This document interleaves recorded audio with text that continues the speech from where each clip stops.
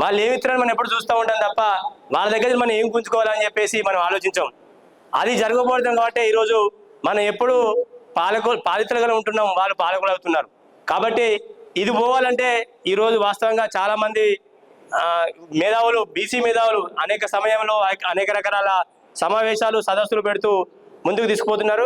కాబట్టి ఇటువంటి సమయంలో ప్రతి ఒక్కరు అంటే రైతు కానీ, కార్మికుడు కానీ, కర్షకుడు కానీ, ప్రతి ఒక్క విద్యార్థి, యువజన మేధావులు అందరూ ఎవరైతే బీసీలుగా ఉన్నారో, మేము బీసీ బిడ్డలమని అనుకుంటున్నారో వాళ్ళందరూ ఖచ్చితంగా ఇటువంటి ప్రోగ్రాంలోకి వస్తే ఖచ్చితంగా మన యొక్క బీసీ ఐక్యత చాటుతుంది. ఎందుకంటే ఈరోజు చిన్న ఉదాహరణ తీసుకుందాం. మనకు ఎటువంటి అంటే నేను ఒక ఉదాహరణ చెప్తా, ఎటువంటి పోరాటం చేయకుండా ఈరోజు ఈడబ్ల్యూఎస్ రిజర్వేషన్ వచ్చినాయి. అది మీకు తెలియదు. ఎందుకంటే ఈడబ్ల్యూఎస్ రిజర్వేషన్ అంటే ఎకనామికల్ వీకర్ సెక్షన్ కి, అంటే ఎవరైతే ఆర్థికంగా అంటే ఓసీలలో 8 lakhs అబోవ్ ఉన్న వారికి వాళ్ళకి రిజర్వేషన్ ఇచ్చినాయి. ఎక్కడైనా ఉద్యమం జరిగింది? అది ఎక్కడా జరగలేదు. మనకు తెలుసు. ఎక్కడ కూడా వాళ్ళు బయటకు వచ్చి ప్రాణత్యాగం చేసి మాకు ఇది కావాలని కొట్లాడే సందర్భం లేదు. కానీ సెంట్రల్లో ఉన్న గవర్నమెంట్ ఏం చేసింది? ఈడబ్ల్యూఎస్ రిజర్వేషన్ బిల్ పెట్టి పాస్ చేసింది.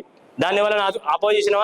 లేదు. కానీ మనం స్వాతంత్రం వచ్చినప్పటి నుంచి మా బీసీలకు రిజర్వేషన్ కావాలి, మాకు 50% కావాలి, మాకు 42% కావాలి, మా బీసీలకు ఉద్యోగాలు 20% రిజర్వేషన్ కావాలని కొట్లాడతాం.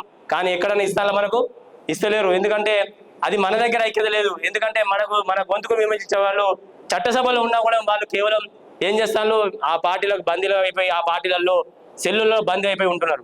కాబట్టి ఇటువంటి సిచ్యువేషన్ పోవాలంటే సబ్బండ వర్గాలు ఏ విధంగా అయితే తెలంగాణ ఉద్యమం ఏ విధంగా అయితే సబ్బండ వర్గాలు ముందుకు వచ్చి ఉద్యమం చేసినాయో, అదే విధంగా బీసీలో ఉన్నటువంటి సబ్బండ కులాలందరి, ఎందుకంటే సబ్బండ కులాలు ముందుకు వస్తేనే ఈ ఉద్యమం అనేది ముందుకు పోతుంది. కాబట్టి రేపు రాబోయే రోజులలో ఇంకా ఏమన్నా బీసీ ఉద్యమానికి సంబంధించినటువంటి అనేక కార్యక్రమాలు తీసుకుంటే ఇటువంటి కాకుండా మనందరం మనిషికి ఒక 10 మంది 20 మంది ఇట్లా గ్యాదర్ చేస్తేనే రేపు రాబోయే రోజుల్లో ఐక్యత వస్తుంది. కాబట్టి అన్న పిలిచిండు నేను ఒక్కనత్త, లేకపోతే ఇంకో అన్న పిలిచి నేను ఒక్కనత్త కాకుండా దయచేసి మనతో పాటు ఒక 2 ముగ్గురిని ప్రయత్నం చేస్తే, అరే బీసీ మీటింగ్ పెట్టినారు ఇక్కడ మందే కనబడుతున్నారు, బీసీ మీటింగ్ ఏదైనా అన్నట్టు కాకుండా ఇది చూసారు కదా ఏం జరుగుతుంది ఇక్కడ అంటే ఒక వాతావరణం కనిపించాలి.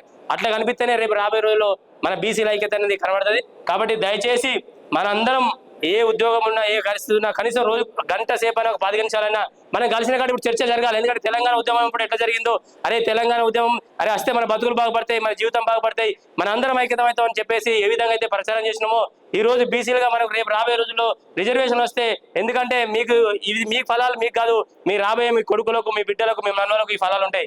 ఎందుకంటే తెలంగాణ ఉద్యమం వస్తేనే మనకు రిజర్వేషన్ వస్తాయి, లేకపోతే ఉద్యోగాలు వస్తాయని చెప్పి కొట్లాడినాం.